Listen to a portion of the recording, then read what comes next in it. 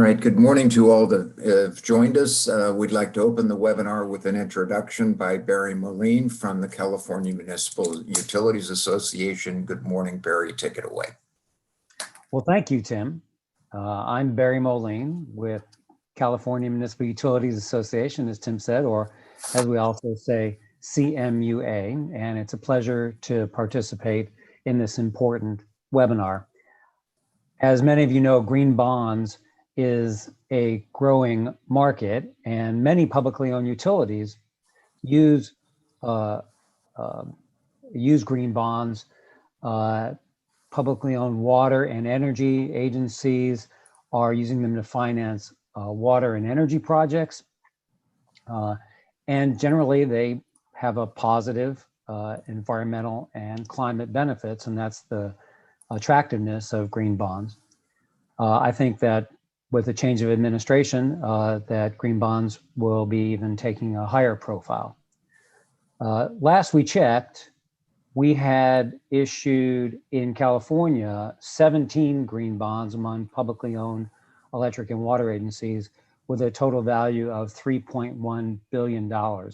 So it had already been a good market, and we expect it to grow even further. So a little bit about CMUA. We are a trade association, a state trade association. We do the things that are listed there on the screen. We provide advocacy for our members, and we educate people with news and information. We have a magazine and a podcast, and we generally bring people together.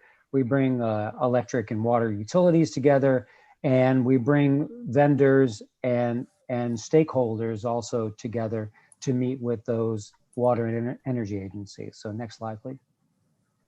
And very quickly, this is what our members look like. The numbers you'll see are a little odd. They don't add up there. We've got 53 water members and 45 electric members, but the total number of organizations that are members in terms of electric and water agencies is 72. So yeah, that doesn't add up. What that means is that there are some agencies that have combined water and energy, like the Los Angeles Department of Water and Power or Pasadena Water and Power. SMUD, for example, is an electric utility only. So that's where you see the difference between 53 and 45, but 72 utilities, a few water only and a few electric only, but many of them, actually 30 of them, are water and electric. Altogether, we have $10 billion of annual revenues. Our water agency members serve 70% of the state, and our electric agency members serve 25% of the state. So next slide, please. And very briefly, there's a lot of advocacy that goes on in California. Just as an FYI, we track 150, or last year, 150 energy bills and 120 water bills. And there's continuously about 30 regulatory proceedings going on simultaneously across the board. So California is a very assertive and active state when it comes to regulation and legislation. And CMUA provides a variety of these kinds of services to our utility members, as well as to our vendors and associate partners. Next slide, please. And just to conclude, as an FYI, for those that will get the slides later, this is a summary of who our members are for those that want to see who they are. So Tim, that concludes my introduction. I salute everyone for engaging on this important and growing issue of green bonds, and I'm turning it back to you, Tim. Thanks very much, Barry. We appreciate CMUA's sponsorship of this webinar, along with the services of the Climate Bonds Initiative in the UK and the Sacramento Municipal Utility District, as well as the Goldman School of Public Policy. Today, for those of you who have signed on, and I see quite a number of you have, you're going to hear from three people who are thought leaders in the green bond space. I'm not going to waste a lot of your time and theirs introducing them with flowery introductions, but just tell you by name who you'll hear from. And want to, excuse me, remind everybody on the webinar that there are two ways to communicate to the panelists. If you go to the bottom of your Zoom screen, there's a Q&A bubble down there that you may ask a question, as well as a chat bubble immediately to its right. Mike Paparian, who is going to assist us with handling the questions and answers, will field and sort those. And when we get to the end of the three presentations, we want to make sure that we add some, allow some time rather, to have each of you an opportunity to benefit from the resources and the expertise of these three fine panelists. I'm going to ask each panelist to do a more elaborate introduction of themselves, but to set the stage, you're first going to hear from Monica Reed, who is the CEO and founder of Kestrel Verifiers.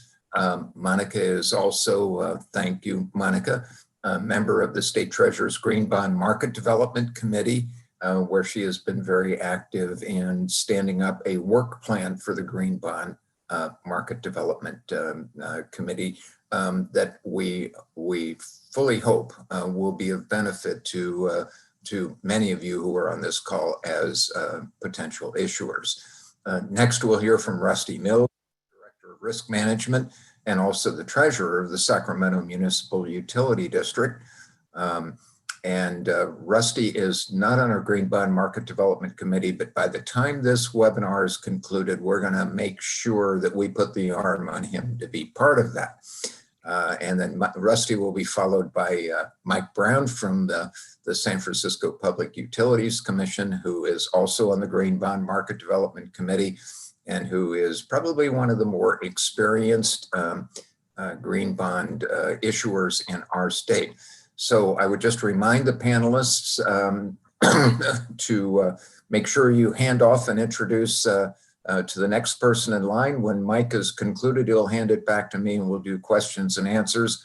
Hope everybody gets a ton of good information out of the webinar. So let's proceed, Monica. Great. Thanks a lot, Tim. Hi, everybody. I'm Monica Reed, and Tim gave me the elaborate introduction. I'm the CEO and founder of Kestrel Verifiers, and also serve on the California Green Bonds Market Development Committee. My firm is an external reviewer for green bonds and social bonds.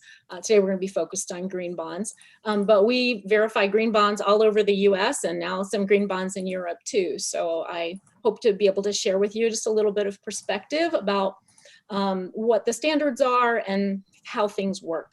So Mike, can we go to the next slide? So first, I just wanted to say that green is just a label applied to the bond. The bonds are just like conventional bonds and how they're sold and they're repaid, but the proceeds are used exclusively for projects and programs that have an environmental or a climate benefit. And I'll explain what those standards are, how you define those things, but there are very clear definitions for these things. And so it's a label that goes on the bond. It's a best practice to use an independent verifier, but some organizations do self-certify their bonds. Next slide, Mike. So why would you issue green bonds? So the first reason is to diversify your investor base.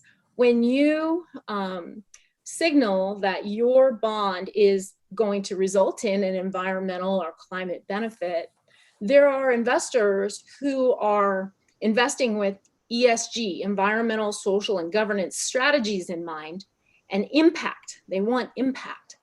And so impact means a positive change. So these labels help those investors see those bonds when they otherwise might not look at them. So quality green bonds are in very high demand. They're oversubscribed often when they come into the market. So that's another reason to use the label. Another reason to use the label is to showcase your environmental leadership and improve your transparency with investors and your stakeholders. When you put the green bond, our report that we do is called a second party opinion. That second party opinion explains, oftentimes we're telling more of your agency's sustainability story, or how this project supports or upholds maybe your climate action plan or some other objective. So that transparency is really important to investors, because investors who are buying for ESG and impact, they have to report to their investors not only financial performance, but impact performance. So they need to know what they're buying, and that's what that label helps them understand.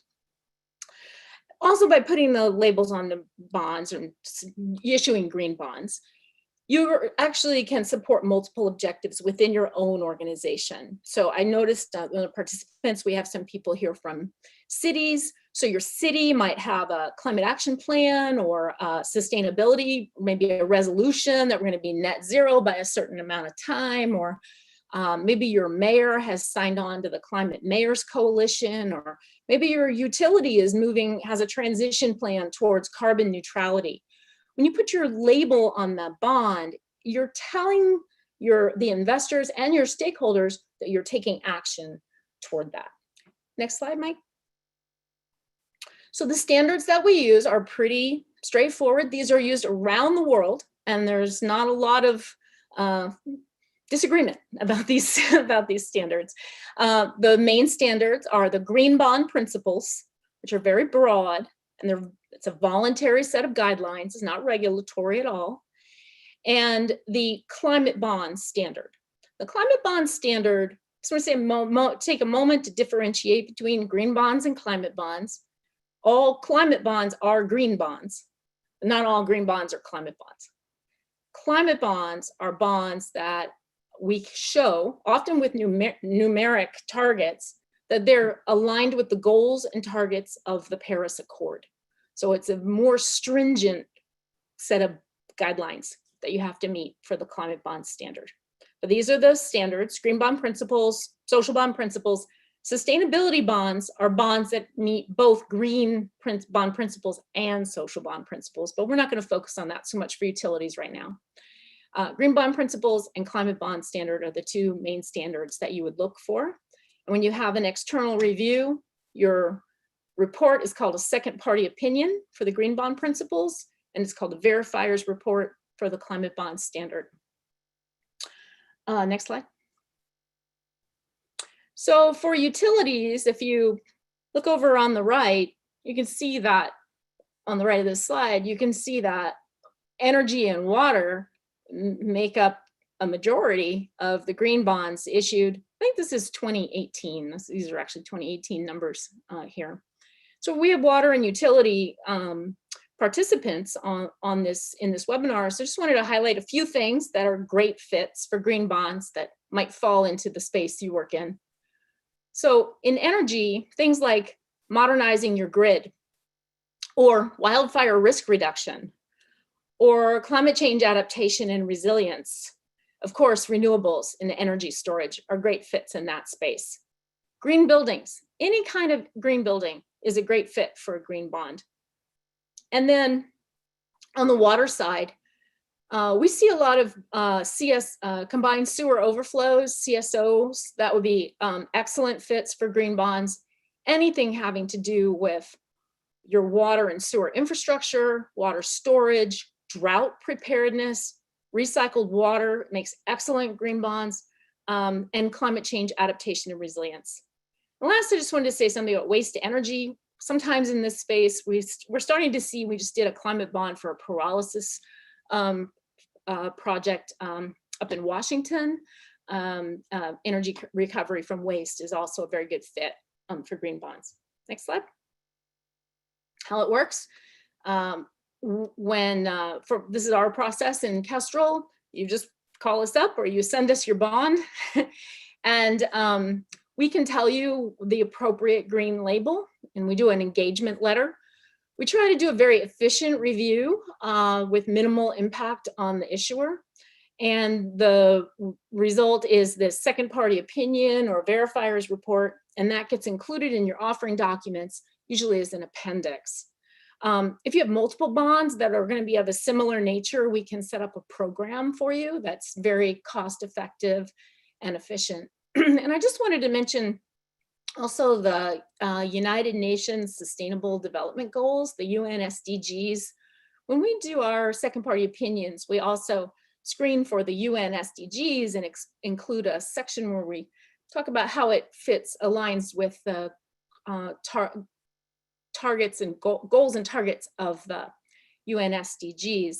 And that's because those impact and ESG investors, many of them are tracking their portfolios against the UN SDGs. So we include that information as well. Next slide, Mike. How does it look when you have a green bond? It can look a lot of different ways, but usually there's a couple of examples here. So climate bond, we put the climate bond logo on the cover. And I just wanted to point out that this City of Edmonds bond that just closed today it was a smaller bond, so $13,875,000 bond. It was just for one project. And in that case, the City of Edmonds, Washington, their city council had passed a resolution about climate action and the goals. And so it was important to show that for the Public Works Department or the water utility to show that they were in step with what the city council was asking for. And I stuck another example on here from the city of Berkeley, had sustainability bonds and green bonds in the same OS. Next slide. So I just wanted to wrap up with suggesting that if you do a good job with your green bonds, it moves you towards becoming what we call a best-in-class green bond issuer. So if you want to be a best-in-class green bond issuer, no matter how small your utility, these are some of the things that you should try to do. So you want to always try to have clear project descriptions with budgets in your OS. That's really helpful for the investors to understand what the bond is going to be used for. We read thousands of bonds and we see bonds that just say capital projects and there's nothing else in it. So you want clear project descriptions with budgets. If you can show alignment with your adopted plans, how does this fit your transition plan, or how does this fit your carbon neutrality plan? That's a good thing. I wanted to spend a moment and just talk about reporting. So you want to, there's not a lot of onerous reporting that goes with green bonds. Your standard disclosures on EMA are enough to satisfy the minimum requirements. But the best-in-class issuer, the best-in-class green bond issuers are going to give the investors some information about the beneficial impacts and outcomes of the uses of proceeds of those bonds. And we always recommend you have a couple of performance indicators. How much recycled water are you going to make? How many new homes are you going to serve? How much renewable energy are you going to deploy? And then report on that in some voluntary way. It doesn't have to be in your continuing disclosures. And then best practice is to have an independent verification of what you say in your bond. It's kind of like having an audited financial statement. You want to have an external reviewer look at your bond and show how it's aligned with the standards. I just wanted to mention also that European investors who are increasingly interested in taxable US muni bonds, they expect external reviews because it's a requirement in Europe that green bonds have an external review. So if you're doing taxables, it's extra important. And I think that's it, right? Is that my last slide, Mike? Yes, thank you. So now I'd like to hand it over to Rusty Mills from SMUD. Thanks, Monica. I'm Rusty Mills, and I joined SMUD a couple of years ago. I serve as their treasurer and director of risk management. I also serve as the CMUA treasurer, appointed this summer, and in a prior life worked for SCAPA as their CFO, who has also issued some series of green bonds recently. So what I wanted to do is show SMUD's experience entering into the green bond market over the last couple of years. So we'll walk through a few slides here. You can go on to the next, that first slide, Mike. So for SMUD, we already had an aggressive carbon reduction plan within our adopted 2018 IRP. But this summer, our board declared a climate emergency and set us on an even more aggressive strategy, hoping to achieve carbon net zero by 2030, which is 15 years ahead of the state's 2045 target. Green bonds will become a larger part of our capital funding program because of this, as we align spending with those climate goals that we have now. During the past 2 years, we entered the green bond market selling designated maturities as green within larger bond sales in 2019, raising approximately 75 million. And then earlier this year, raising 30 million in green proceeds to reimburse spending on various green qualified projects, as some of those projects, as Monica highlighted. There are various uses that would qualify for green funding. In these next 3 slides, I wanted to show some of those uses that we used our proceeds for. We reimbursed ourselves for our headquarters building renovation that started in 2015. This achieved a LEED Gold standard design, including water and energy efficiency upgrades and features, and upgraded EV charging infrastructure. Next slide, Mike. And this is a great photo of how things have changed a bit at SMUD. So right next to our decommissioned Rancho Seco nuclear plant, we expanded the switchyard interconnection to enable us to purchase power from a 160 megawatt solar project on SMUD-owned land and bring the power home to our service territory. Next slide. And on this last one, we reimbursed ourselves for some small spending on a 2.7 megawatt hydro facility within our Upper American River project that just went operational. So these 3 past slides are examples of what we are going to put on our website to give investors some background and information about what we used our proceeds for, as Monica described before. Next slide, Mike. So Monica did discuss verification and certification. For both sales that we had, SMUD chose verification. It was an efficient process, providing the project information needed to the verifiers and getting a report to us to go into the POS in a timely fashion. We did consider CBI certification and believe it's worth pursuing due to its high standards that Monica described. And in the future, we will be looking to get those CBI certification completed as part of our sales, but we had timing issues on both of our issuances, given COVID earlier this year and market events, things like that. But we do actually think there's a benefit to providing the investor with the CBI certification as well. And lastly, an ESGA rating is also worth considering for issuers.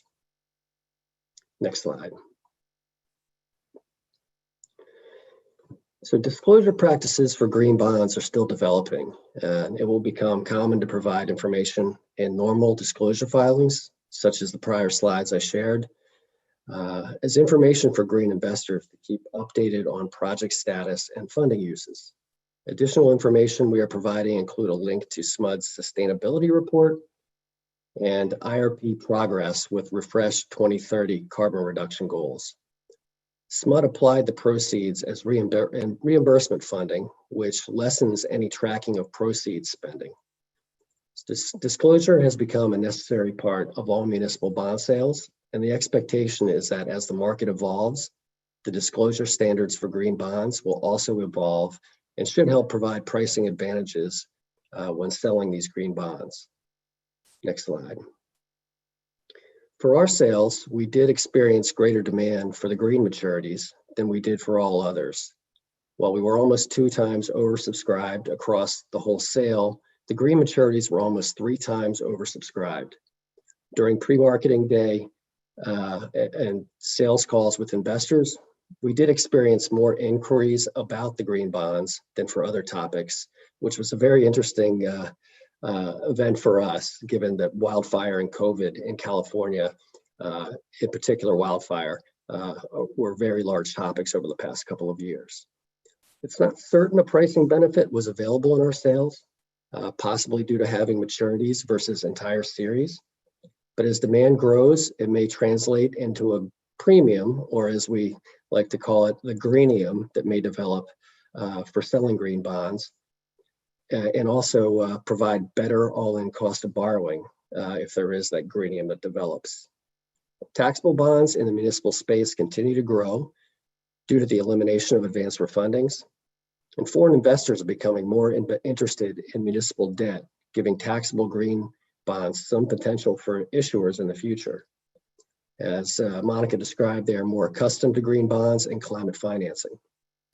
This is all great news as an issuer in very low interest rate market environments to take advantage of growth and provide low-cost capital funding for green projects you may have for your utility.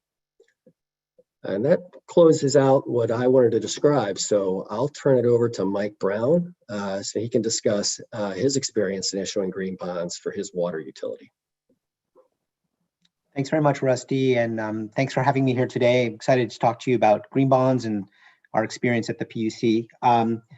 A little bit of this first slide is repetitive to what Monica and others have spoken about. I'll just say that just to provide an overview of what green bonds are, because there is some confusion around what they are. So green bonds are like a conventional bond that a muni or corporate issuer would sell, but the main difference is that the proceeds are used for projects that have climate mitigation and or adaptation benefits. The projects are certified green by the issuer, and it can be self-certified, and we've actually self-certified our first green bond, or it can be they can be certified by an independent third party like Monica's firm, and there are other firms that do that. And I'll just show you our experience. We've been certifying since 2016 our bonds under the CBI water criteria. But just to give you a sense of the other sectors that where they have criteria, so it's energy, transportation, water, et cetera. So there's lots of different what they call taxonomies for the different industries that you could certify your bonds against. This is a summary of the bonds we've issued since 2015 till today. So as I mentioned, in 2015 we self-certified our first green bonds. And then beginning in 2016, we began certifying our water and wastewater bonds against the CBI water criteria. And what I want to point out here, I won't go through all of the details, but just that the progression, so that with each sale, we've attracted more impact investors, so additional investors on our deals. And we were able to, with our recent sales, show quantitatively the benefit of issuing green bonds. So on the we sold both tax exempt and taxable bonds this year. We actually had, for the first time with our tax exempt bonds, because we had a side-by-side green and non-green series, we were able to show 1 basis point savings, not a tremendous amount, but this was an empirical evidence for the first time, really, for us with tax exempt bonds. We know that there's been benefit in the past, but we haven't had this apples to apples comparison before to be able to sort of prove it. And on the taxable bond, we issued a taxable advance refunding. There we have experienced pricing benefit in the past, and again, roughly 2 to 7 basis point benefit on over a $300 million deal. And you know, like as Monica and others have said, that there's international interest, and that led us to list our bonds in 2020, our taxable refunding bonds on the London Stock Exchange, with the idea of better accessing European impact investors. Another big part of issuing green bonds is the reporting. And so in 2019, we improved our reporting. So in addition to just reporting on the project spending, which is what we've been showing previously, is just sort of the how much was generated from the bond for the project, and then the spending each year, we added project and direct project benefits, as well as co-benefits like workforce development, investment in the arts, investment in the education, et cetera. We also describe the capital planning environment within which we operate. So regulations at the state, like Rusty mentioned, to be one of them is to be carbon neutral by 2045. We have city sea level rise requirements. We have all kinds of requirements in California as an issuer here. And then we also included links to the environmental impact reports, CEQA reports. And finally, in response to several investors, and this is getting back to what Monica mentioned, their interest in the UN SDGs, we linked the impacts, both the direct project impacts as well as these co-benefits, the sort of department-wide efforts we have throughout our city and service area against the UN SDGs. Next slide. So I just want to highlight some of the opportunity for muni issuers. Firstly, it's a communications tool for investors and other stakeholders. This can include activist groups or even rating agencies. Rating agencies are looking, of course, more and more at climate.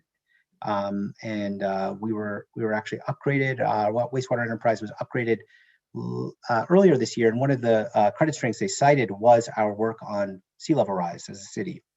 And I'll also say that it's an opportunity for muni issuers. Most of the projects that we finance in the US muni market are likely green bond eligible. These are green buildings, public transit, things like that.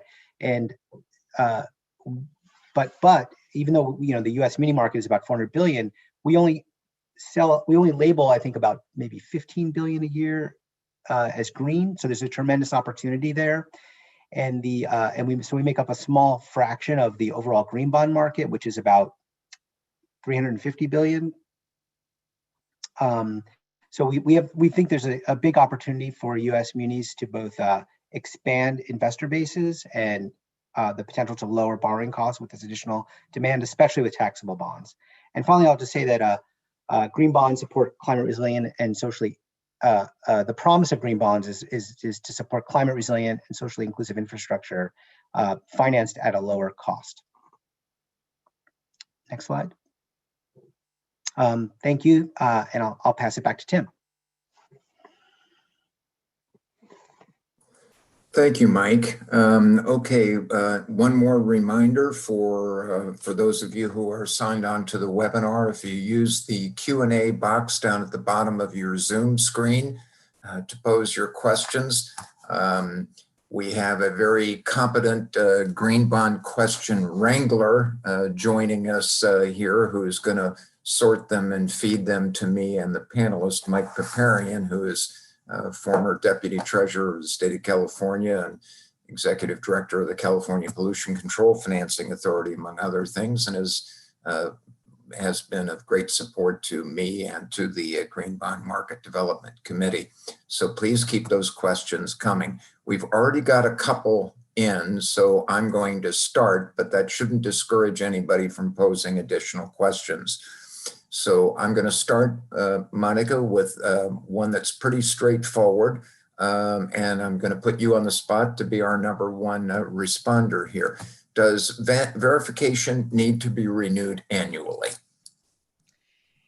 It does not need to be renewed annually for green bonds. For climate bonds, in most situations, you do need an annual, very simple report from the verifier that says this bond was used for the purpose that they intended.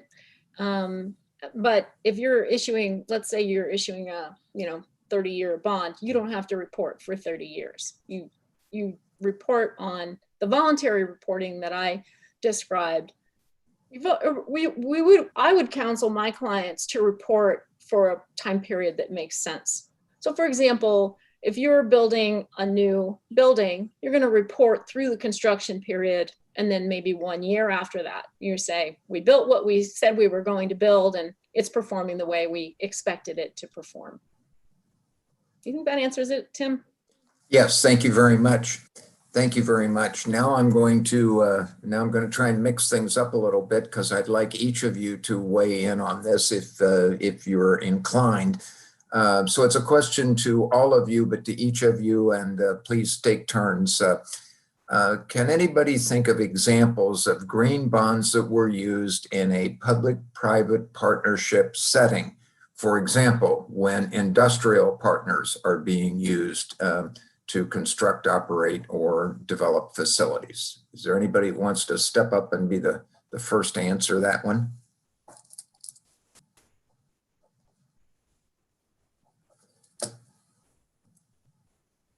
No takers on that. Okay, I'm going to let everybody think about that one for a minute, because I can't think of one either, but I'm sorry, is that you? I mean, we see a lot of that in affordable, like in the affordable housing sector, where you have like, you know, a joint powers and a developer, and there's a lot of room for green bonds and social bonds in the affordable housing sector. You know, if you were doing let's say you were doing like a design, build, operate water recycling facility, that's a form of public-private partnership. That's a great use of green bonds. You could certainly use green bonds or climate bonds for financing that contract. And I'll also add some color to that as well.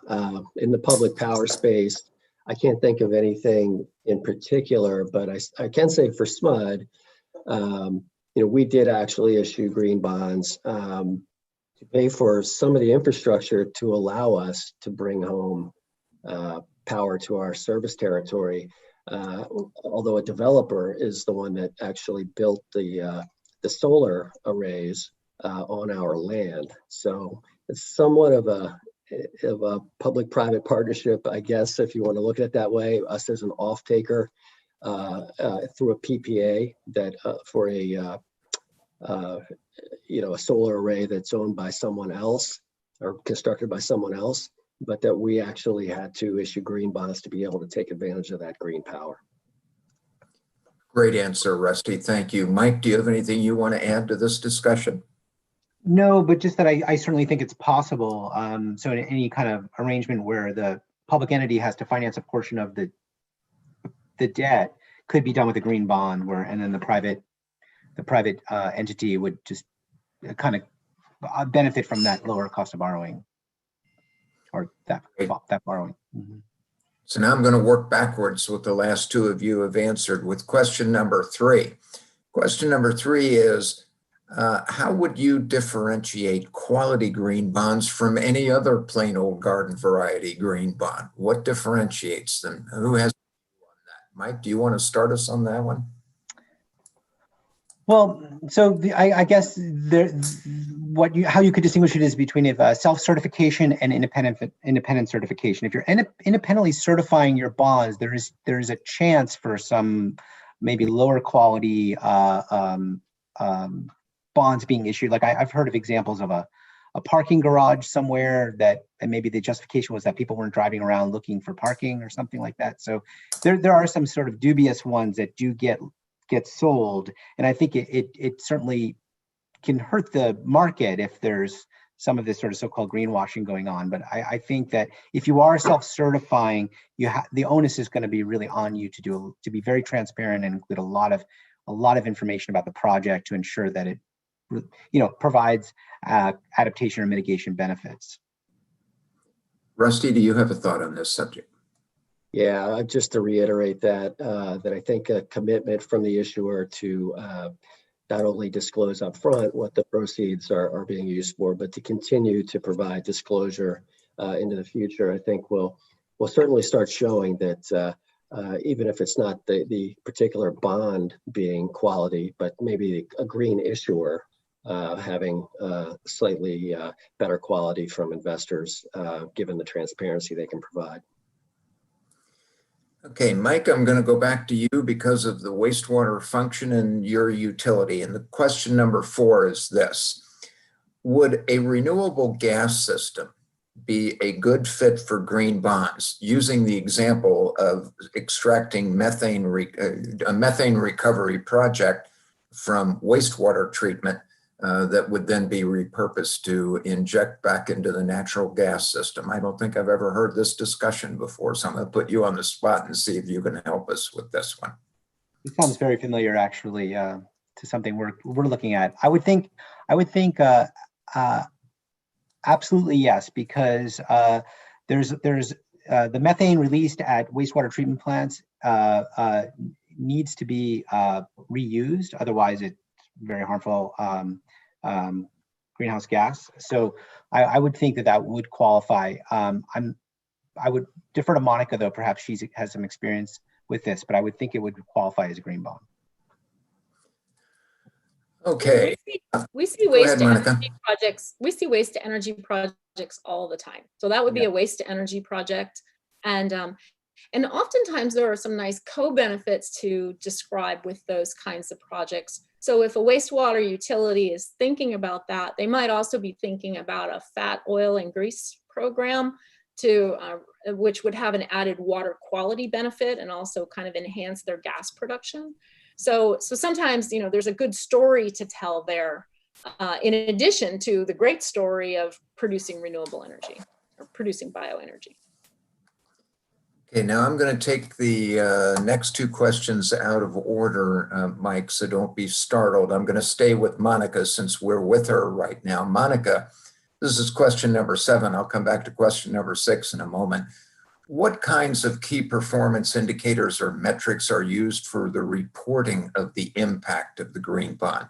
And how would you characterize those indicators as either qualitative or quantitative? How do you go about doing a verification on that?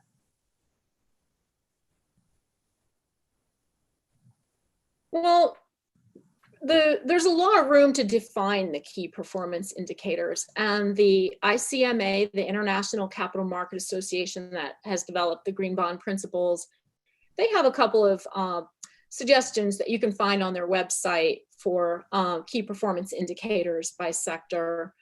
But I would suggest that you would set up performance indicators that make sense for your project. So if you're doing renewable energy, the performance indicator would be how much renewable energy are you making? If you are making, you know, if you're doing a wildfire risk reduction, how many, you know, miles of line or acres of treatment or whatever did you accomplish? And it's not a regulatory thing. It's not like somebody's going to come and take your green bond designation away from you. It's to communicate the positive environmental or climate benefits of the bond. So I would say you want to develop key performance indicators that make sense for your project. You don't need a lot of them, 1 or 2 or 3. 3 is a great number. Wonderful, thank you for that. Now I'm going to go backwards to question number 6, which I skipped over because Mike Brown, this one's aimed at you.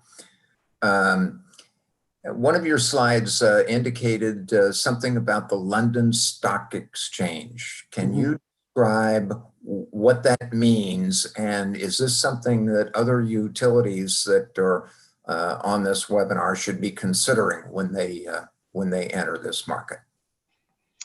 So the green bond market is much larger in Europe than in the US. So demand for green bonds is larger in Europe than in the US. So there's an opportunity for us to participate in the European green bond market, and so we've been looking at how best to access those investors. And many of the funds there require that bonds be listed on a regulated European exchange. And this would include the London Stock Exchange or NASDAQ, and there are others. And so for the first time, we are sort of dipping our toe in the water with this. And so we listed the taxable refunding bond we sold earlier last month on the London Stock Exchange to see if it could help us attract more international investors. And we believe it's helpful. And so we're going to keep trying this, especially if they're, you know, the next time we do a taxable advance refunding again, and to hopefully, you know, just increase our investor base. I think if you're regularly in the market, you're a green bond issuer. If you're selling green bonds and they're taxable, I think it's definitely worth looking at to access these additional impact investors. Okay, terrific. All right, so once again, I'm going to go slightly out of order here. One of you, and no, I'll take that back. I'm going to ask this to be a jump ball. Each of the 3 of you, or any of the 3 of you, feel free to attack this one so that we can keep you all 3 involved here. One report suggests that only a tiny amount of municipal green bonds are for climate adaptation. Do you expect that to increase for water and energy utilities in the future? And are there any special challenges in issuing such bonds for climate adaptation? Which of the 3 of you would like to take a stab at that?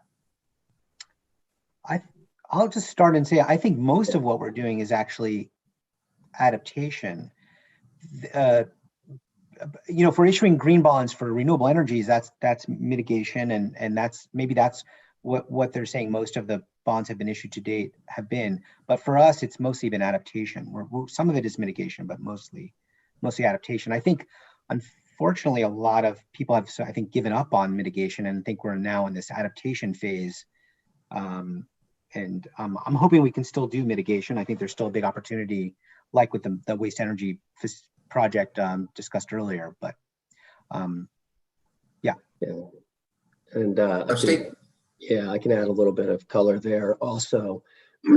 I think Monica described some adaptation potential around wildfire mitigation efforts. So clearing of trees and any fuels in forest lands in California in particular, very hot topic right now on wildfire mitigation efforts. And I think we've heard of programs at the federal level. I think Blue Forest is one of them that partners with the utilities and the Forest Service for obtaining funding for these types of projects. Well, I think a utility could actually do that themselves through green bonds also, if their cost of financing is lower, by issuing bonds for wildfire mitigation activities such as vegetation management, things like that. Monica, go ahead, Monica. I think there's a lot of room for. I think there's a lot of room for climate adaptation in both the water and the energy space. On the water side, I think water supply reliability is a really big factor for many utilities, and they're having to make changes to maybe pump more groundwater because the state water supply is, state water project water is reduced. Maybe treat contaminated groundwater or salty groundwater in order to be able to have a more resilient water supply portfolio. So that's a big opportunity there that I would actually classify as adaptation. Also, things like dam reoperation in California is huge area where we have to adapt to a changing climate and water cycle. And so I think that things like dam reoperation would be a really good area to look at. And maybe even things like water conservation or energy conservation is a way of adapting. So, and I'd put those things in that category as well. Monica, I want to stay with you now for a very pointed question, because as a verifier, you, I'm sure, have got some points of view on this. The audience participant is asking question: how can issuers assure investors that they are not greenwashing, especially in cases where they are self-certifying? Well, it all comes down to transparency. I'll tell you, when we put, we're kind of picky in Kestrel about what we put our labels on. And when we put our label, our green bond label on something, our climate bond label or our social bond label, it is very, very common for investors to call us and talk with us about our reports, to ask us questions about, detailed questions about what's in our reports and how we arrived at the decisions that we did. And so, that just comes down to transparency. And so I think that if you were self-certifying, you would just want to be as transparent as possible. What does that mean? Well, it means those things I said on my slide, showing how it aligns with your bigger plans, showing how it moves you toward a more resilient future, showing maybe some key performance indicators and a commitment to sharing information with investors about those, what you actually did. Okay, thank you for that. So now I'm going to go to one that's kind of technical to the engineers that may be on the phone, and ask the financial people, Mike Brown and Rusty. This questioner is saying, Do any of the panelists have experience using a SWOT, a strengths, weaknesses, opportunities, and threat matrix for the issuance of green bonds, and was it useful? Rusty? Yeah, I can say that we don't have any experience using it at SMUD. I don't know if Mike has probably been in the market a few more times, so I'm not sure if you've used No, that. we've not used that in, I'm familiar with that, but we've not used it in finance or for our green bond program. And Monica, have any of your clients used a SWOT analysis matrix for making this decision? I haven't come across that. No. Okay. Maybe it's something we should all be looking into, because it does require a certain amount of discipline to concisely describe, precisely what it is that we're trying to accomplish, so that, we can learn something from our audience here. All right. Now, Mike mentioned earlier, this is a question to any of you on the panel. Mike mentioned earlier the phrase or the word greenium. Does the green label then lead to other benefits? Other benefits being, better financing terms, better maturity dates. I'm going to pick up another later question and say demonstrable change in demand for the bonds or reduced cost. Now, Rusty, I think you've actually had some experience on this. Do you want to lead off this response?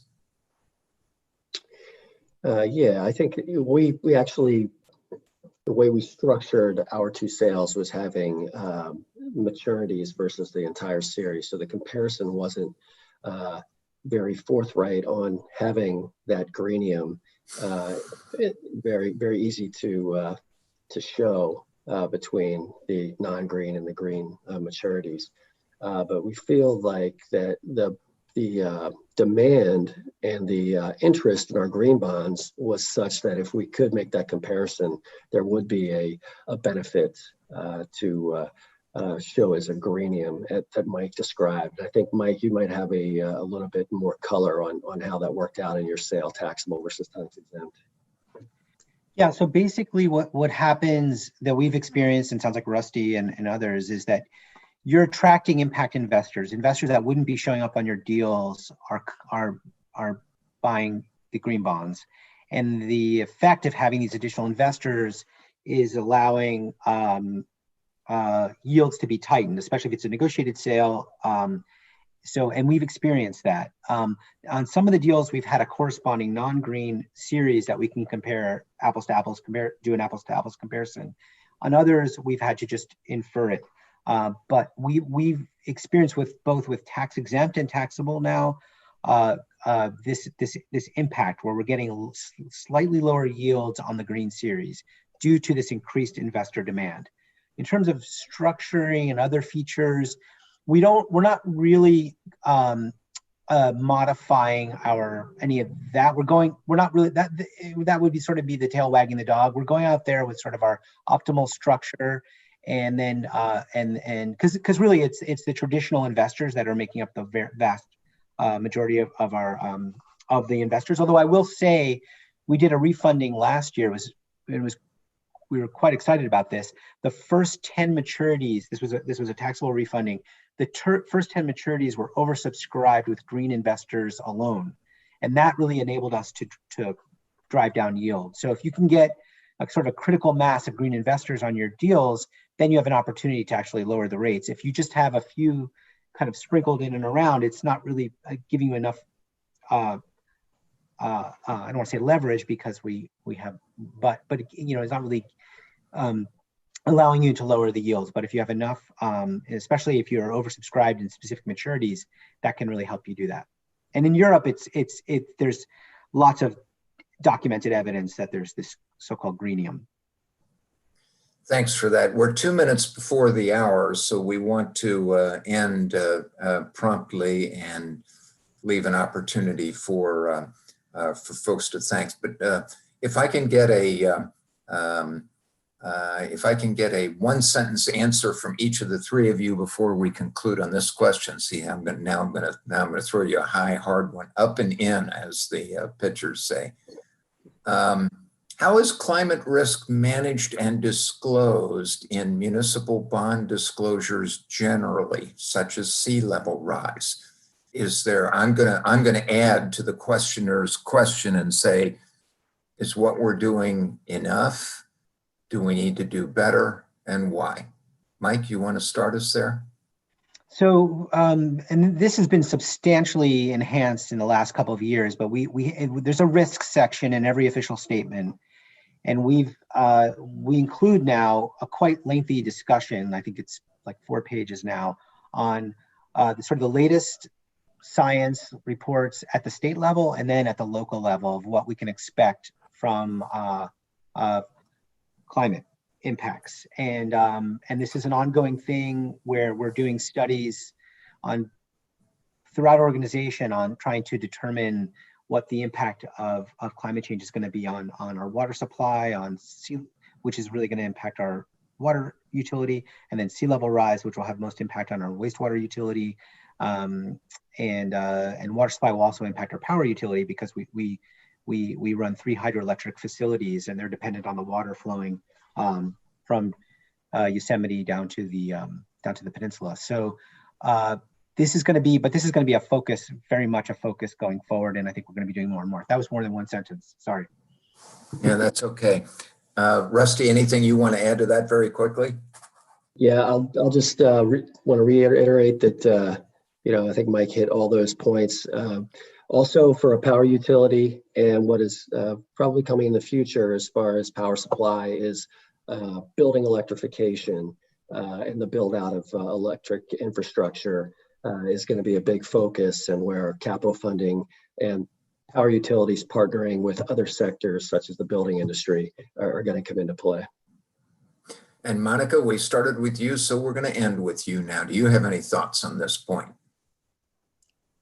I think that Mike and Rusty covered it pretty well. It's, it should be a section in your POS and your OS, and it's increasingly becoming a part of everyone's credit rating, and it doesn't I